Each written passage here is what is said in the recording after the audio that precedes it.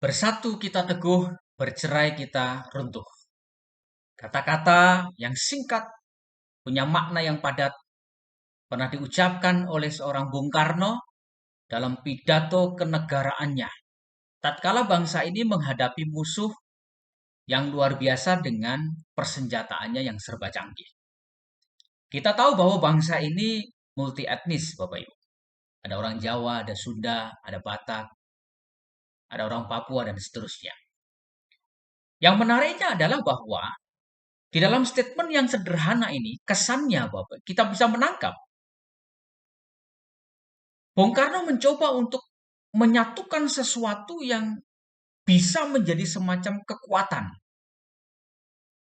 Dan pada akhirnya memang faktanya, bangsa ini mampu mengusir para penjajah. Anda bisa membayangkan, dengan bambu runcing, Belanda bisa kabur. Nah, apakah bambu runcing yang membuat mereka takut? Saya rasa bukan. Karena mereka memiliki senjata mesin yang jauh lebih canggih. Satu hal yang tidak bisa dipungkiri adalah bahwa ketika bangsa bersatu,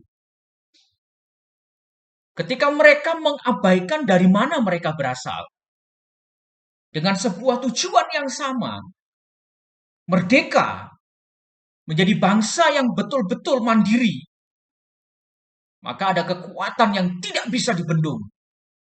Bahkan oleh para penjajah yang punya figur fisik lebih tinggi, lebih besar, lebih kuat.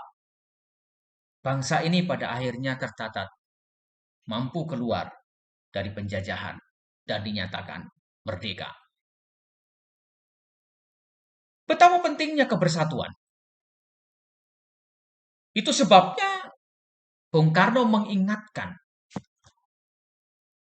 keberbedaan yang kita miliki adalah sebuah potensi yang besar. Tetapi tatkala kita tidak bisa mengelolanya, maka dia mengatakan bercerai, runtuh. Nah, saudara, fakta yang terjadi di kota Efesus seperti itu. Mereka juga bisa dikatakan sebagai jemaat atau gereja dengan multi etnis. Ada orang Yahudi, ada orang non-Yahudi. Lalu mereka juga punya latar belakang agama masing-masing berbeda, Bapak Ibu. Perbedaan-perbedaan itu semakin meningkat tajam. Karena kalau kita melihat dalam beberapa pasal di kitab Kolose, maka sudah mulai ada pengelompokan-pengelompokan. Saya dari Paulus, saya dari Petrus, saya dari ini, dan segala macamnya. Paulus mendengar itu dari salah satu anak rohaninya, Epafras. Dan Paulus menyadari bahwa itu adalah penyakit yang sangat luar biasa besar, yang nanti bisa mengganggu pertumbuhan gereja yang ada di Kolose. Nah, pertanyaan besarnya bagi kita adalah bagaimana Paulus menjadikan statement ini, bersatu kita teguh, bercerai kita runtuh, menjadi sebuah prinsip solusi dan keberhasilan dari pelayanan yang ada di Jemaat Kolose.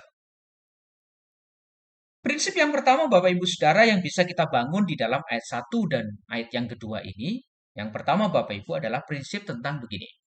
Status rohani meniadakan status hierarki. Saya akan bacakan, saya mendapatkan garis besar ini dari ayat 1. Dari Paulus, Rasul Kristus Yesus, oleh kehendak Allah, dan dari Timotius, saudara kita. Bapak Ibu, ini adalah sebuah pola biasa yang terjadi dalam dunia surat menyurat waktu itu. Jadi ada dari mana surat itu, lalu kemudian ada salam dan segala macam. Tapi yang menarik adalah di dalam ayat 1 ini ada semacam modifikasi yang dibuat oleh Paulus untuk menekankan prinsip tentang peniadaan status hierarki ini dalam hubungannya, dalam konteks apa ya, status rohani mereka di pelayanan begitu. Nah, yang pertama Bapak Ibu Saudara, kita melihat Paulus ditempatkan sebagai pribadi yang pertama ditulis. Itu menunjukkan bahwa dialah sumber ya dari semua tulisan yang ada di dalam kitab Kolose ini.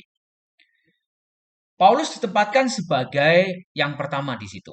ya, nama yang saya rasa sudah lazim waktu itu, ya. Tetapi kemudian dalam Kisah Para Rasul pasal 22 mencatat di sana Paulus yang dimaksudkan di situ adalah seorang yang lahir di Tarsus di tanah Kilikia, lalu kemudian dia dididik di bawah pimpinan Gamaliel, dan ayat itu menyebutkan dia adalah penganiaya jemaat. Jadi jelas dia punya latar belakang sebagai seorang penganiaya jemaat. Nah, saudara, apa yang ditekankan di dalam ayat 1 ini? Saya melihat begini, Paulus dipersandingkan atau diperbandingkan dengan Timotius. Nah, saudara, Paulus ini adalah seorang yang memiliki segudang prestasi dan pengalaman. Yang pertama kita melihat bagaimana dia seorang misionaris. 3 kali perjalanan, dan kita bisa mempelajari itu di sepanjang surat-suratnya dan kisah para rasul. Lalu kemudian yang kedua, Bapak Ibu Saudara, bagaimana dia memiliki pengalaman-pengalaman yang luar biasa, bukan hanya di 1-2 tempat, tapi di banyak tempat. Misalnya saja kisah para rasul pasal 9 ayat 19. Dia sedang menuju ke Damsyik dan dia belajar banyak di situ dengan Petrus. Lalu kemudian Bapak Ibu Saudara di Galatia pasal 1 dia pergi ke tanah Arab. Ya, lalu kemudian dia tinggal di Damsyik 3 tahun. Kemudian dia pergi mengunjungi Yerusalem. Dia pernah tinggal di Tarsus. Dia pernah bersama-sama seperjalanan dengan Barnabas di Antioquia, Bapak Ibu, dan banyak lagi. Apa yang kita dapati di sini? Paulus adalah seorang misionaris yang luar biasa. Paulus juga dengan segudang pengalaman yang luar biasa. Tidak berhenti sampai di situ, karena ada 7 kota yang ada di dalam perjanjian baru mencatatkan tentang Paulus sebagai seorang pengajar. Kepiawaiannya sebagai seorang pendidik pengajar diakui di 9 kota, Bapak Ibu. Ini luar biasa sekali, sebuah prestasi yang saya rasa tidak semua hamba Tuhan memilikinya. Tapi Paulus seolah-olah adalah sebuah paket komplit yang sempurna. Tapi yang menarik adalah bahwa di balik semua keistimewaan, keunggulan, kepiawaian yang dia punya, dia memperkenalkan dirinya sebagai seorang rasul Kristus Yesus. Sebuah ungkapan yang menunjukkan tentang status dirinya di hadapan Tuhan, bahwa dia hanyalah sebagai seorang pesuruh, Bapak Ibu. Kalau bahasa kerennya mungkin delegasi. Nah, saudara, apa yang ditekankan Paulus dari kata pesuruh ini? Dia ingin mengatakan bahwa saya ini tidak ada apa-apanya.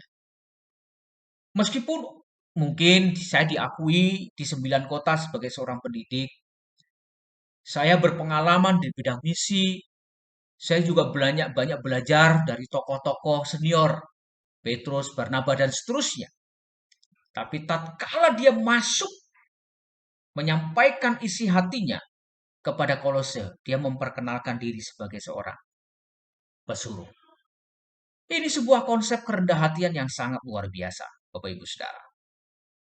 Lalu kemudian yang kedua, dia memperkenalkan seorang Timotius. Nah, ini menarik. Pertama, dia masih muda. Yang kedua, dia baru merintis pelayanan, Bapak Ibu Saudara. Dia tidak banyak pengalaman di bidang pelayanan. Tapi yang luar biasa, Bapak Ibu nanti lihat di sana. Di kitab Kolose ini, dia menyebut Timotius sebagai seorang muda yang tidak berpengalaman itu. Dengan sebutan kata yang sangat indah sekali. Dengan kata, saudaraku. Nah, saudaraku yang dikasih dan diberkati oleh Tuhan, kita melihat di sini bagaimana status rohani yang dimiliki oleh keduanya, baik itu Paulus maupun Timotius, itu meniadakan status hierarki. Mereka sama di hadapan Tuhan. Bahkan kalau saudara melihat ya kata saudara yang ditekankan dan dipakai oleh Paulus di dalam ayat 1 ini sebetulnya lebih kepada partnership, rekan kerja. Ini yang ngomong Paulus loh, seorang yang sangat senior di bidang pelayanan. Dan dia sampaikan itu kepada jemaat dengan mengatakan bahwa Timotius ini adalah partnerku. Indah bukan? Jadi orang yang mengalami berkat rohani, memiliki status rohani di dalam Tuhan, Bapak Ibu Saudara, dia harus memiliki perspektif ini supaya gereja bisa bersatu. Sebab kalau tidak, mengatakan bahwa secara hierarki saya lebih senior, saya lebih duluan, saya punya jabatan lebih tinggi dan segala macam, kalau kamu harus dengar dan semua. Wah, ini merusak Bapak Ibu. Ini sangat merusak. Nah, Saudara, ada satu kebiasaan di Jepang, ya, ada budaya komunikasi namanya senpai kohai. Apa itu, Bapak Ibu? Budaya senpai kohai itu mengatur tentang apa? Hierarki vertikal. Ada senior, ada junior. Coba lihat dalam film-film Jepang itu. Biasanya kalau seniornya mati terbunuh, maka juniornya ini akan balas dendam. Bahkan balas dendam ini bisa diturunkan lagi ke junior selanjutnya, Bapak Ibu. Itu terus-menerus seperti itu. Nah, Anda bisa membayangkan kalau misalnya kemudian dia membunuh dari si pembunuh. Nah, si pembunuh itu juga punya junior. Itu akan menjadi terus-menerus dan tidak pernah selesai. Saudaraku yang dikasih dan diberkati oleh Tuhan, itu tidak boleh terjadi di dalam gereja. Dan itu sebabnya Paulus mengatakan, baiklah masing-masing melihat. Ketika masuk di dalam pelayanan, kita punya status rohani yang sama. Sebagai orang-orang yang sudah menikmati kasih karunia Tuhan. Dan itu sebabnya senior, junior harus ditekan. Bahkan kalau perlu dihilangkan di dalam pelayanan. Masing-masing harus merasa bahwa saya adalah utusan saja. Ya. Yang kedua, siapapun dia, kalau kita sudah dipersatukan di dalam pelayanan, di dalam gereja, maka seharusnya kita menganggap mereka adalah partner, sahabat, teman, rekan kerja, dan seterusnya. Apa yang harus kita lakukan sebagai sebuah penerapan? Yang pertama, Bapak Ibu Saudara, para pemimpin yang sudah senior harus menggandeng para juniornya. Berikan kesempatan kepada mereka ya untuk diskusi bersama, duduk di kursi yang sama dan seterusnya Bapak Ibu. Yang kedua Bapak Ibu Saudara, penerapannya adalah bahwa posisi, pangkat, kedudukan, gelar ketika sudah masuk di dalam pelayanan maka harus dipakai untuk mengembangkan pelayanan, bukan sebaliknya menjadi ajang pamer. Persaingan jabatan dan segala macamnya tidak boleh terjadi. Dan aspek yang ketiga, Bapak Ibu, berikan kesempatan bagi para junior. Berikan mimbar kepada mereka untuk belajar berkhotbah. Ajar mereka. Berikan kesempatan mereka untuk berkunjung kepada jemaat. Nah, saudaraku yang dikasih dan diberkati oleh Tuhan. Jadi aspek atau prinsip yang pertama adalah status rohani meniadakan status hierarki. Lalu prinsip yang kedua saya dapat di ayat yang kedua. Kepada saudara-saudara yang kudus dan yang percaya dalam Kristus di Kolose, kasih karunia dan damai sejahtera dari Allah Bapa kita menyertai kamu. Nah, saudara, prinsip yang pertama adalah status rohani meniadakan status hierarki senior-junior. Prinsip yang kedua adalah berkat rohani yang sama menyatukan keberagaman etnisitas. Di awal tadi saya sudah sebutkan bahwa Kolose memiliki jemaat dengan beberapa etnis yang ada di dalamnya. Orang Yahudi, ya, yang terpencar waktu itu, lalu kemudian ada juga orang yang non-Yahudi. Nah, saudaraku yang dikasih dan diberkati, ada beberapa hal di luar dari kendali kita. Salah satunya adalah kita tidak bisa memilih kita lahir dalam keluarga seperti apa. Kita juga tidak bisa memilih kita lahir di etnis apa. Ya, kita juga tidak bisa memilih lahir dengan budaya, bahasa seperti apa. Artinya apa? Itu semuanya adalah kehendak Tuhan. Kita harus bersyukur untuk itu. Dan ketika itu masuk di dalam gereja, di dalam pelayanan Bapak Ibu, maka ada hal yang menarik yang harus kita perhatikan di sini. Sebab apa? Dikatakan bahwa ada dua berkat rohani yang dinyatakan untuk jemaat yang ada di kota Kolose. Mari kita sadar itu, Bapak Ibu. Ya, saudaraku yang dikasih dan diberkati oleh Tuhan, yang pertama adalah kata apa? Kata kasih karunia. Artinya apa? Ini bicara tentang keutuhan hidup. Jadi orang yang sudah mendapatkan berkat rohani kasih karunia itu, maka hidupnya menjadi utuh dan dia mengutuhkan kehidupan orang lain. Lalu apa maksudnya dengan damai sejahtera, Bapak Ibu Saudara? Selain kasih karunia juga ada damai sejahtera. Ini adalah kelihayan Paulus untuk meracik kata salam di dalam ayat ini. Dia ingin menekankan tentang pribadi yang kedua dari kata damai sejahtera itu, yaitu Yesus Kristus sebagai Sar Salom. Artinya apa? Kristus adalah Raja Damai atau Raja Salom itu.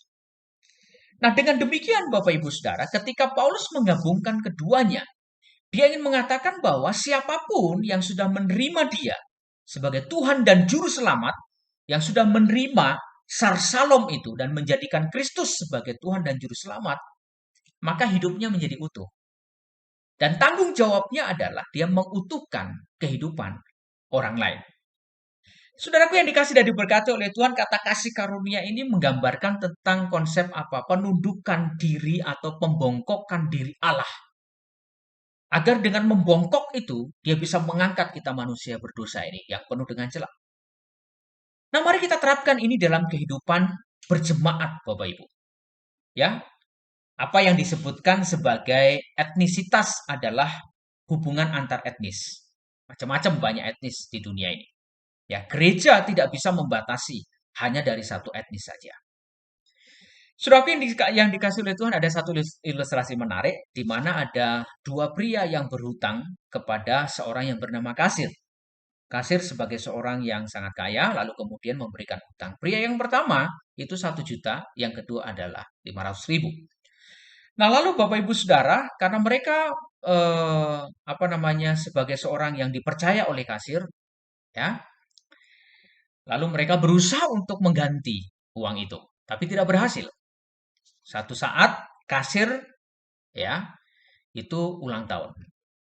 Dia memanggil keduanya. Anggaplah pria pertama namanya Kajul, pria kedua namanya Abdi. Kajul punya hutang 1 juta, Abdi 500.000.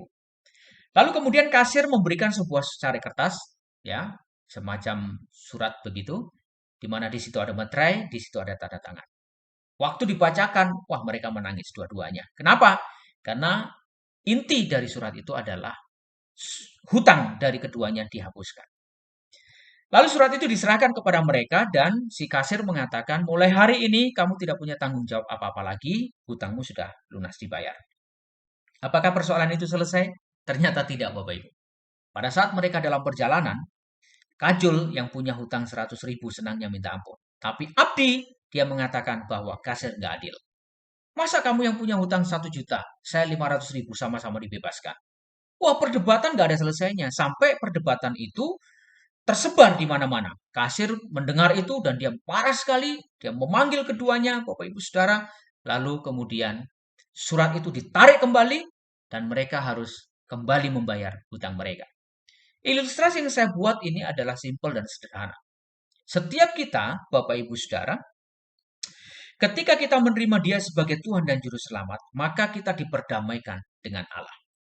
Nah, itu sebabnya ada berkat rohani, dan berkat rohani itu adalah setiap kita mendapatkan kasih karunia dan damai sejahtera. Jadi tidak peduli etnismu dari mana, bahasamu seperti apa, warna kulitmu, bentuk rambutmu, dan segala macam. Ketika masuk di dalam gereja, sadari itu bahwa kita semuanya mendapatkan berkat yang sama, berkat rohani. Allah sudah membungkuk, dia sudah merendahkan diri, menarik kita, lalu kemudian memberikan itu. Sehingga apa? Kita harus menyampaikan itu, kasih karunia itu, membagikannya itu, Bapak Ibu Saudara. Supaya apa? Hidup kita menjadi utuh. Nah, Saudara, apa yang menjadi penerapannya? Yang pertama begini. Keberagaman etnis di dalam gereja lokal harus disyukuri. Itu adalah anugerah. Yang kedua, Bapak Ibu Saudara, Allah tahu bahwa ada potensi konflik di dalamnya. Itu sebabnya Dia menyediakan berkat rohani bagi kita supaya kita dipersatukan. Yang ketiga, mari kita saling mengunjungi ya sebagai bentuk wujud saling mengasihi, membantu dalam kesusahan, mendoakan mereka dan seterusnya. Nah, Saudara, sebagai penutup, gereja lokal memang terdiri dari begitu banyak etnis. Ada konflik di dalamnya, ada masalah di dalamnya, dan segala macamnya. Karena ini adalah organisasi. Tapi Paulus memberikan dua solusi bagaimana gereja bisa bersatu dan tidak menjadi runtuh. Yang pertama, Bapak Ibu Saudara, yang ditekankan adalah bahwa Paulus mengatakan status rohani meniadakan hierarki. Dan yang kedua, berkat rohani harus menyatukan keberagaman. Kiranya Tuhan memberkati kita semuanya. Shalom.